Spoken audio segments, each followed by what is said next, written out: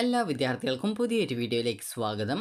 ഈ വർഷത്തെ +1 higher secondary അതുപോലെ വൊക്കേഷണൽ ഹയർ സെക്കൻഡറി പ്രവേശനത്തിനായിട്ടുള്ള അപേക്ഷകൾ മെയ് 20-ാം തീയതി അവസാനിക്കും.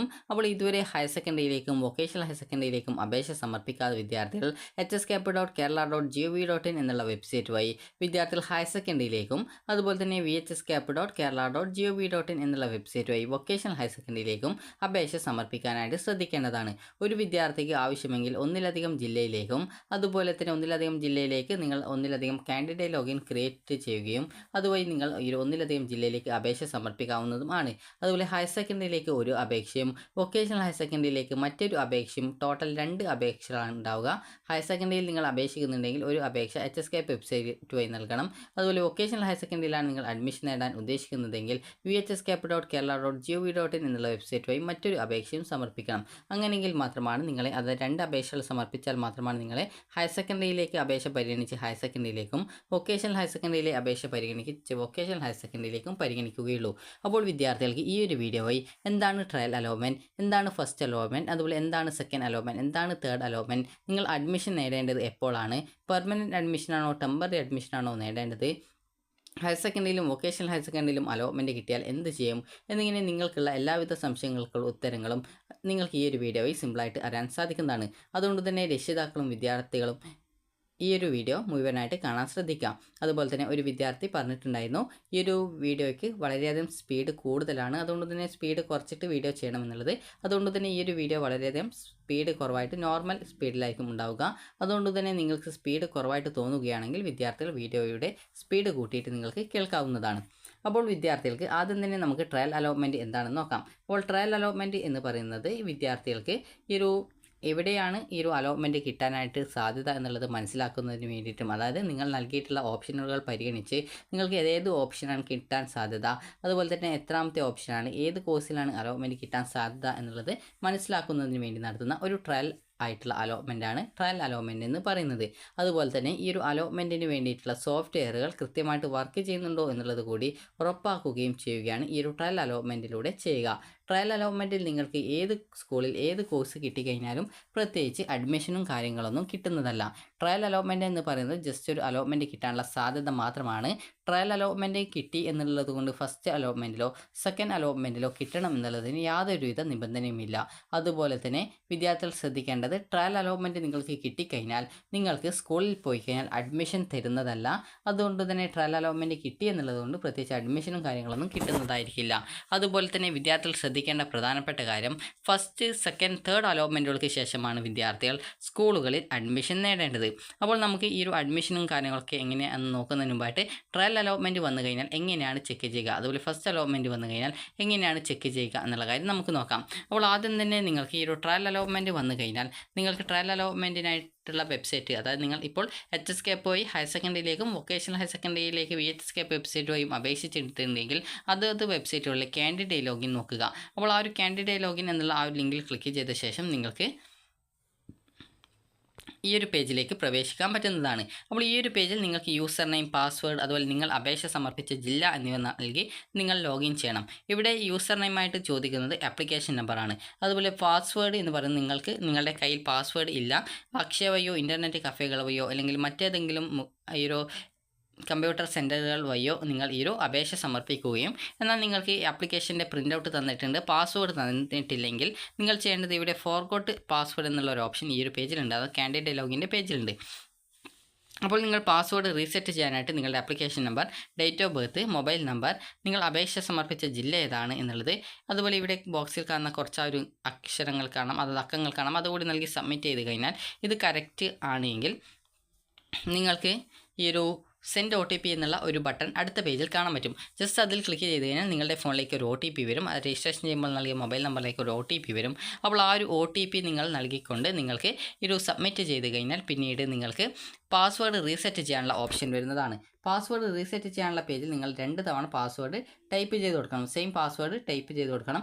8 ക്യാരക്ടേഴ്സാണ് ആവശ്യമായിട്ടുള്ളത്. 8 ക്യാരക്ടേഴ്സിൽ പാസ്വേഡിൽ നിങ്ങൾക്ക് ഒരു സ്പെഷ്യൽ ക്യാരക്ടേഴ്സ് ഉപയോഗിക്കാം, നമ്പേഴ്സ് ഉപയോഗിക്കാം, അതുപോലെ തന്നെ ലെറ്റേഴ്സ് ഉപയോഗിക്കാം, അപ്പർ കേസ് ഉപയോഗിക്കാം, ലോവർ കേസ് ഉപയോഗിക്കാം. ഈ ഒരു രീതിയിൽ നിങ്ങൾക്ക് താല്പര്യമുള്ള കാര്യങ്ങളൊക്കെ വെച്ച് നിങ്ങൾക്ക് 8 ക്യാരക്ടേഴ്സോ അതിൽ കൂടുതലുള്ള പാസ്വേഡ് സെറ്റ് ചെയ്യാൻ ശ്രദ്ധിക്കുക. അപ്പോൾ ഈ ഒരു പാസ്വേഡ് നിങ്ങൾ ഒരു പേപ്പറിൽ കൃത്യമായിട്ട് എഴുതി കഴിഞ്ഞാൽ വിദ്യാർത്ഥികൾക്ക് ഈ ഒരു കൃത്യമായിട്ട് എഴുതി വെക്കുക, കാരണം മറന്നു പോകരുത്. അപ്പോൾ ആ ഒരു പാസ്വേഡ് വെച്ച് നിങ്ങൾ നേരത്തെയുള്ള ആ ഒരു പേജിലേക്ക് നിങ്ങൾ ലോഗിൻ ചെയ്യാനായിട്ട് ശ്രദ്ധിക്കുക. അപ്പോൾ ഇന്ന് നമുക്ക് നേരത്തെയുള്ള ആ ഒരു പേജിലേക്ക് പോകാം. അപ്പോൾ ആ ഒരു പേജിൽ അതായത് കാൻഡിഡേറ്റ് ലോഗിൻ ചെയ്യുന്ന ആ ഒരു പേജാണ്. അപ്പോൾ ജസ്റ്റ് നിങ്ങൾ ഇതിൽ ക്ലിക്ക് ചെയ്യുക. ക്ലിക്ക് ചെയ്ത ശേഷം നിങ്ങളുടെ ആപ്ലിക്കേഷൻ നമ്പർ നൽകുക, പാസ്വേഡ് നൽകുക, ജില്ല നൽകുക, ലോഗിൻ ചെയ്യുക. വൊക്കേഷണൽ ഹയർ സെക്കൻഡറിയുടെ യൂസർ നെയിം എന്ന് പറയുന്നത് അതിൽ മൊബൈൽ നമ്പർ ആയിരിക്കും യൂസർ നെയിം ഉണ്ടാവുക. ബാക്കിയൊക്കെ ഏകദേശം കറക്റ്റാണ്. അപ്പോൾ ഈ ഒരു രീതിയിൽ നിങ്ങൾ ലോഗിൻ ചെയ്തുകൊണ്ട് വിദ്യാർത്ഥികൾക്ക് ട്രയൽ റിസൾട്ട്സ് എന്നുള്ളൊരു ലിങ്ക് കാണാൻ പറ്റും. ജസ്റ്റ് നിങ്ങൾക്ക് അതിൽ ക്ലിക്ക് ചെയ്യുക. അതല്ലെങ്കിൽ ആ ഒരു പേജിൽ തന്നെ ലോഗിൻ ചെയ്ത് പോകുന്ന പേജിൽ തന്നെ congratulations you have got trial allotment എന്നും അലോട്ട്മെൻറ്റ് കിട്ടിയിട്ടില്ലെങ്കിൽ sorry you have no trial allotment എന്നും കാണാനായിട്ട് സാധിക്കുന്നത് ആയിരിക്കും. അപ്പോൾ വിദ്യാർത്ഥികൾ ഇത് കൃത്യമായിട്ട് പരിശോധിക്കുക. ഈ ഒരു ട്രയൽ റിസൾട്ട്സ് എന്നുള്ള ലിങ്കിൽ ക്ലിക്ക് ചെയ്ത് നിങ്ങൾ നിങ്ങളുടെ ട്രയൽ അലോട്ട്മെൻറ്റ് പരിശോധിക്കുക. ഇനി വിദ്യാർത്ഥികൾ ചെയ്യേണ്ട പ്രധാനപ്പെട്ട കാര്യം, ട്രയൽ അലോട്ട്മെൻറ്റിൽ കിട്ടിയെന്നുള്ളത് കൊണ്ട് സ്കൂളിൽ അഡ്മിഷൻ കിട്ടില്ല എന്നാൽ നിങ്ങൾ പ്രത്യേകം ശ്രദ്ധിക്കുക. അതുകൊണ്ട് തന്നെ അടുത്ത ഫസ്റ്റ് അലോട്ട്മെൻറ്റിന് മുന്നോടിയായിട്ടുള്ള അപേക്ഷ എഡിറ്റ് ചെയ്യാനായിട്ട് നിങ്ങൾക്ക് എന്തെങ്കിലും കാര്യമുണ്ടെങ്കിൽ എഡിറ്റ് ചെയ്യണമെങ്കിൽ നിങ്ങൾക്ക് എഡിറ്റ് ചെയ്യാവുന്നതാണ്. എന്നാൽ നിങ്ങൾ ശ്രദ്ധിക്കേണ്ട കാര്യം, നിങ്ങൾ മൊബൈൽ വഴിയോ അല്ലെങ്കിൽ എങ്ങനെയോ ഈ ഒരു എഡിറ്റ് ചെയ്യുന്നുണ്ടെങ്കിൽ നിങ്ങൾ ശ്രദ്ധിക്കേണ്ട പ്രധാനപ്പെട്ട കാര്യമാണ്, വിദ്യാർത്ഥികൾ ഈ ഒരു എഡിറ്റ് ചെയ്യുന്ന സമയത്ത് ഒരു തവണ മാത്രമേ ഒരു വിദ്യാർത്ഥിക്ക് നിങ്ങളുടെ ആപ്ലിക്കേഷൻ, അതായത് ഈ ഒരു +1 പ്രവേശനത്തിനായിട്ടുള്ള അലോട്ട്മെൻറ്റിൻ്റെ ആപ്ലിക്കേഷൻ എഡിറ്റ് ചെയ്ത് കൺഫർമേഷൻ ചെയ്യാൻ പറ്റത്തുള്ളൂ. നിങ്ങൾ എഡിറ്റ് ചെയ്യുകയോ എഡിറ്റ് ചെയ്യാതിരിക്കുകയോ ഒക്കെ ചെയ്ത് കൺഫർമേഷൻ ചെയ്ത് കഴിഞ്ഞാൽ, അതായത് ഈ ഒരു ഫൈനൽ കൺഫർമേഷൻ ചെയ്ത് കഴിഞ്ഞാൽ പിന്നീട് യാതൊരുവിധ കാരണവശാലും നിങ്ങളുടെ ആപ്ലിക്കേഷൻ എഡിറ്റ് ചെയ്യാൻ പറ്റുന്നതല്ല. അതുകൊണ്ട് തന്നെ എഡിറ്റ് ചെയ്യും മുമ്പായിട്ട് വിദ്യാർത്ഥികൾ ശ്രദ്ധിക്കേണ്ടത് എന്തൊക്കെ വിവരങ്ങളാണ് എഡിറ്റ് ചെയ്യേണ്ടത്, അതുപോലെ ഏതൊക്കെ സ്കൂളുകൾ കോഴ്സുകളാണ് പുതുതായിട്ട് ആഡ് ചെയ്യേണ്ടത്, നൽകിയിട്ടുള്ള സ്കൂൾ കോഴ്സുകളിൽ ഏതൊക്കെയാണ് ഒഴിവാക്കുകയോ അല്ലെങ്കിൽ സ്ഥാനം അങ്ങോട്ടും ഇങ്ങോട്ടും ചേഞ്ച് ചെയ്യുകയോ ചെയ്യേണ്ടത് എന്നുള്ള കാര്യത്തിൽ ഒരു തീരുമാനം ആദ്യമേ ഉണ്ടാക്കുക. അതുപോലെ തന്നെ നിങ്ങളുടെ ആപ്ലിക്കേഷൻ ഫോമിൻ്റെ പ്രിൻ്റ് എടുത്ത് അതിൽ നിങ്ങളുടെ കാസ്റ്റ്, കാറ്റഗറി, റിലീജിയൻ ഇതുപോലുള്ള കാര്യങ്ങളൊക്കെ എന്തെങ്കിലും തെറ്റുണ്ടോ എന്നുള്ളതും, അതുപോലെ തന്നെ നിങ്ങളുടെ പാരൻസിൻ്റെ പേര്, അഡ്രസ്സ്, അതുപോലെ ക്ലബ് സർട്ടിഫിക്കറ്റുകളുടെ ഡീറ്റെയിൽസുകൾ, അതുപോലെ തന്നെ നിങ്ങളുടെ റിസർവേഷൻ ഡോക്യുമെൻറ്റ്സിൻ്റെ ഡീറ്റെയിൽസുകൾ, അതുപോലെ തന്നെ നിങ്ങൾക്ക് ലഭിച്ച സമ്മാനങ്ങളുടെ ഡീറ്റെയിൽസുകൾ, അതുപോലെ തന്നെ നിങ്ങളുടെ ഈ ഒരു ബോണസ് പോയിൻറ്റിൻ്റെ ആ ഒരു സർട്ടിഫിക്കറ്റിൻ്റെ ഡീറ്റെയിൽസുകൾ എന്നിവ എന്തെങ്കിലും ആഡ് ചെയ്യുകയോ അല്ലെങ്കിൽ കയ്യിലില്ലാത്ത സർട്ടിഫിക്കറ്റ് ഡീറ്റെയിൽസ് നൽകിയിട്ടുണ്ടെങ്കിൽ അത് റിമൂവ് ചെയ്യുകയോ, അതായത് നിങ്ങളുടെ ഇഷ്ടത്തിനനുസരിച്ച് എന്തൊക്കെ കാര്യങ്ങളാണ് ചെയ്യാനുള്ളത് ആ ഒരു കാര്യങ്ങളൊക്കെ ചെയ്യാവുന്നതും, പുതുതായിട്ട് ഏതെങ്കിലും സ്കൂൾ കോഴ്സുകൾ ആഡ് ചെയ്യാനോ ഒഴിവാക്കുന്നതിനോ കൂട്ടിച്ചേർക്കുന്നതിനോ നിങ്ങൾക്ക് സാധിക്കുന്നത് ആയിരിക്കും. അതുപോലെ തന്നെ വിദ്യാർത്ഥികൾ ശ്രദ്ധിക്കേണ്ട പ്രധാനപ്പെട്ട കാര്യം എന്ന് പറയുന്നത് ഈ ഒരു കാര്യങ്ങളൊക്കെ ശ്രദ്ധിച്ച ശേഷം മാത്രം വിദ്യാർത്ഥികൾ എഡിറ്റ് ചെയ്യുക. അപ്പോൾ വിദ്യാർത്ഥികൾ ഈ ഒരു കാര്യങ്ങളൊക്കെ ശ്രദ്ധിച്ച ശേഷം ഇനി എങ്ങനെയാണ് എഡിറ്റ് ചെയ്യുക എന്ന് നോക്കാം. അപ്പോൾ നിങ്ങൾ കാൻഡിഡേറ്റ് ലോഗിൻ ചെയ്ത ശേഷമുള്ള പേജിൽ നിങ്ങൾക്ക് ട്രയൽ റിസൾട്ട് എന്നുള്ള കാണാൻ പറ്റും. ജസ്റ്റ് നിങ്ങൾക്ക് കാണിച്ചു തരാം. അതായത് ട്രയൽ റിസൾട്ട് എന്ന് പറഞ്ഞുകൊണ്ടുള്ള ഒരു ലിങ്ക് ഉണ്ടാവും. അതുവഴി നിങ്ങൾക്ക് ട്രയൽ അലോട്ട്മെൻറ്റ് റിസൾട്ട് പരിശോധിക്കാം. അതുപോലെ തന്നെ എഡിറ്റ് ആപ്ലിക്കേഷൻ എന്നുള്ള ഒരു ലിങ്ക് കൂടി ഉണ്ടാവും. എഡിറ്റ് ആപ്ലിക്കേഷൻ ലിങ്ക് വഴി നിങ്ങൾക്ക് അതിൽ ക്ലിക്ക് ചെയ്ത് കഴിഞ്ഞാൽ നിങ്ങൾക്ക് ആദ്യം തന്നെ ഒരു മെസ്സേജാണ് ഉണ്ടാവുക. നിങ്ങൾ എന്ത് എഡിറ്റ് ചെയ്യുകയാണെങ്കിലും സേവ് ചെയ്യണം, അതായത് ഫൈനൽ കൺഫർമേഷൻ ചെയ്യണം എന്ന് പറഞ്ഞുകൊണ്ടാണ് മെസ്സേജ് ഉണ്ടാവുക. ട്രയൽ അലോട്ട്മെൻറ്റ് വന്നു കഴിഞ്ഞാൽ, അത് മെയ് 24-ാം തീയതിയാണ് ട്രയൽ അലോട്ട്മെൻറ്റ് വരിക. അന്ന് രാവിലെയോടെ ട്രയൽ അലോട്ട്മെൻറ്റ് വരും, അല്ലെങ്കിൽ വൈകുന്നേരത്തോടെ ട്രയൽ അലോട്ട്മെൻറ്റ് വരും. ട്രയൽ അലോട്ട്മെൻറ്റ് വന്ന് ഏകദേശം 1-2 ദിവസം മാത്രമാണ് നിങ്ങൾക്ക് ആപ്ലിക്കേഷൻ എഡിറ്റ് ചെയ്യാനുള്ള അവസരം കിട്ടുക. എഡിറ്റ് എന്ന് പറയുമ്പോൾ നേരത്തെ പറഞ്ഞതുപോലെ നിങ്ങൾ നൽകിയിട്ടുള്ള എല്ലാ വിവരങ്ങളും കാൻഡിഡേറ്റ് ലോഗിൻ ചെയ്ത ശേഷം നിങ്ങളുടെ അപേക്ഷാ ഫോമിൽ നൽകിയിട്ടുള്ള എല്ലാവിധ വിവരങ്ങളും നിങ്ങൾക്ക് എഡിറ്റ് ചെയ്യാനായിട്ട് പറ്റും. അപ്പോൾ ഇങ്ങനെ എഡിറ്റ് ചെയ്ത ശേഷം നിങ്ങൾ പ്രിവ്യൂ പേജ് കൃത്യമായിട്ട് നോക്കുക. പ്രിവ്യൂ പേജ് എന്ന് പറയുമ്പോൾ നിങ്ങൾ ഓപ്ഷൻസ് ഒക്കെ നൽകി അവസാനത്തെ പേജിൽ ഒരു പച്ച കളറിലായിട്ട് ഫുള്ളായിട്ട് പച്ച കളറിലായിട്ടുള്ള പേജ് കാണാൻ പറ്റും. അപ്പോൾ ആ ഒരു പേജിൽ കൃത്യമായിട്ട് നിങ്ങൾ നൽകിയുള്ള എല്ലാവിധ ഡീറ്റെയിൽസും ഒന്ന് ക്രോസ് ചെക്ക് ചെയ്യുക. എന്തെങ്കിലും തെറ്റുകളുണ്ടോ ഇല്ലയോ എന്നുള്ളത് കൃത്യമായിട്ട് ഉറപ്പുവരുത്തുക. തെറ്റുകളൊന്നും ഇല്ല, നിങ്ങൾക്ക് വേണ്ട സ്കൂൾ കോഴ്സുകളൊക്കെ പുതുതായിട്ട് ആഡ് ചെയ്തിട്ടുണ്ട് എന്നുള്ള കാര്യങ്ങളൊക്കെ ഉറപ്പുവരുത്തുക. അതുപോലെ തന്നെ നിങ്ങൾ പ്രധാനമായിട്ടും ശ്രദ്ധിക്കേണ്ട കാര്യം എന്ന് പറയുന്നത് ഹ്യൂമാനിറ്റീസ് ഒന്നും കൊണ്ടുപോയിട്ട് ഫസ്റ്റ് ഓപ്ഷനായിട്ട് കൊടുക്കരുത്. ബയോളജി സയൻസോ അല്ലെങ്കിൽ കമ്പ്യൂട്ടർ സയൻസോ കൊമേഴ്സോ ഒക്കെ നൽകാനായിട്ട് ശ്രദ്ധിക്കുക. കാരണം ഈ ഒരു ഹ്യൂമാനിറ്റീസൊക്കെ ഫസ്റ്റ് ഓപ്ഷൻസ് ആയിട്ട് കിട്ടുകയാണെങ്കിൽ നിങ്ങൾക്ക് പിന്നീട് കോഴ്സ് മാറാനൊക്കെ വളരെയധികം ബുദ്ധിമുട്ടായിരിക്കും. അതുകൊണ്ടാണ് ഈ ഒരു കാര്യം നിങ്ങളോട് പ്രത്യേകം പറയുന്നത്. അപ്പോൾ നിങ്ങളുടെ താല്പര്യത്തിനനുസരിച്ച് നിങ്ങൾ ഈ ഒരു കാര്യങ്ങളൊക്കെ നൽകി അതിനുശേഷം നിങ്ങൾക്ക് ഫൈനൽ കൺഫർമേഷൻ ചെയ്ത് കഴിഞ്ഞാൽ, അതായത് ഈ ഒരു ആദ്യം നിങ്ങളോട് പറഞ്ഞു ട്രയൽ റിസൾട്ട്സ് എന്ന് പറഞ്ഞുകൊണ്ടുള്ള ഒരു ലിങ്കും അതുപോലെ തന്നെ എഡിറ്റ് ആപ്ലിക്കേഷൻ എന്നുള്ള ലിങ്കും നിങ്ങൾക്ക് കാണാൻ പറ്റും. പറ്റുമെന്ന് നിങ്ങളോട് പറഞ്ഞു കഴിഞ്ഞു. അപ്പോൾ നിങ്ങളുടെ ആപ്ലിക്കേഷൻ പിന്നീട് നിങ്ങൾ ഫൈനൽ കൺഫർമേഷൻ ചെയ്ത് കഴിഞ്ഞാൽ ഈ ഒരു എഡിറ്റ് ആപ്ലിക്കേഷൻ ഓപ്ഷൻ ഉണ്ടാവില്ല. ട്രയൽ അലോട്ട്മെൻറ്റിൻ്റെ ആ ഒരു ട്രയൽ റിസൾട്ട് എന്നുള്ള ആ ഒരു ലിങ്കും അതുപോലെ തന്നെ ഈ ഒരു പ്രിൻറ്റ് ആപ്ലിക്കേഷൻ എന്നുള്ള ഒരു ലിങ്കുമാണ് നിങ്ങൾക്ക് കാണാനായിട്ട് സാധിക്കുക.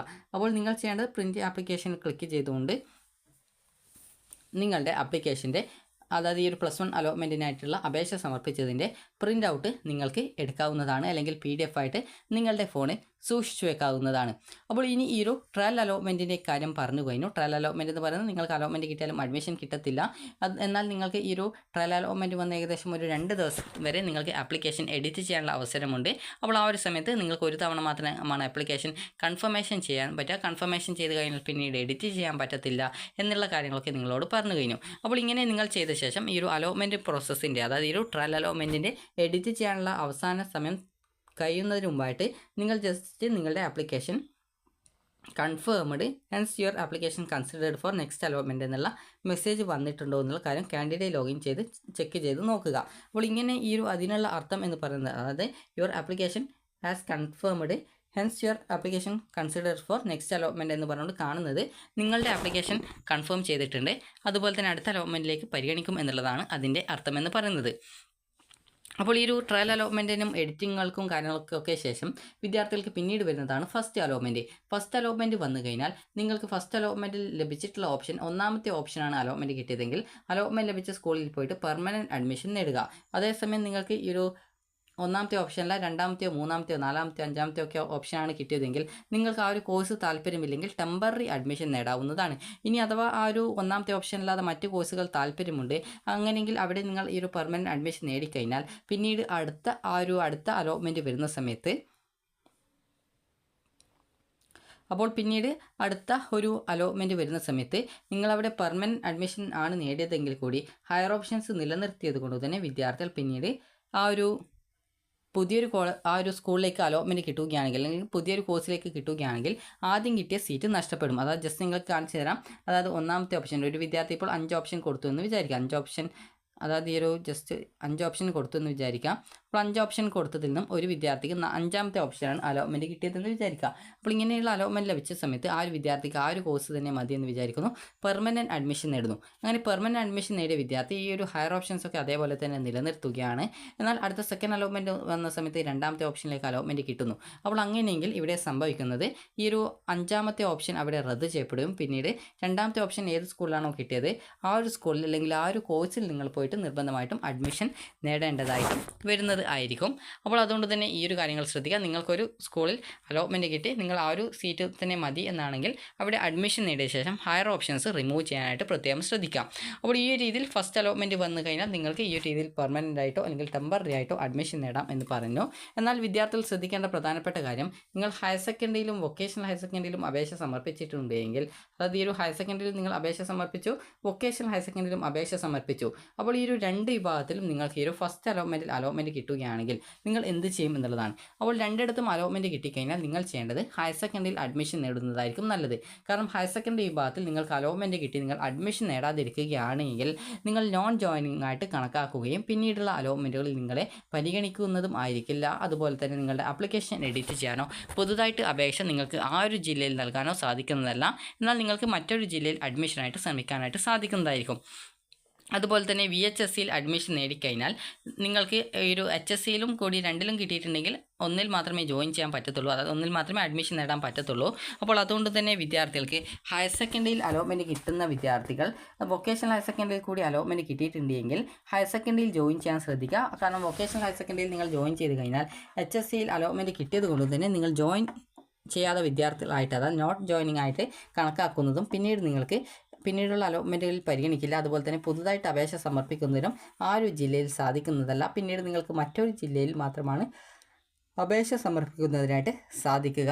അപ്പോൾ അതുകൊണ്ട് തന്നെ 2ലും അലോട്ട്മെൻറ്റ് കിട്ടിയ വിദ്യാർത്ഥികൾ നിങ്ങളുടെ വീട്ടുകാരുമായി ആലോചിച്ച് മാത്രം ഫസ്റ്റ് അലോട്ട്മെൻറ്റിന് ശേഷം ടെമ്പററി ആയിട്ടോ അല്ലെങ്കിൽ പെർമനൻ്റ് ആയിട്ടോ അഡ്മിഷൻ നേടാവുന്നതാണ്. എന്നാൽ ചില വിദ്യാർത്ഥികൾക്ക് ഹയർ സെക്കൻഡറിയിൽ കിട്ടാതെ വൊക്കേഷണൽ ഹയർ സെക്കൻഡറി മാത്രമേ കിട്ടിയിട്ടുള്ളൂ. ഹയർ സെക്കൻഡറി കിട്ടിയിട്ടില്ല എങ്കിൽ നിങ്ങൾക്ക് വൊക്കേഷണൽ ഹയർ സെക്കൻഡറിയിൽ ടെമ്പററി അഡ്മിഷൻ നേടാവുന്നതാണ്.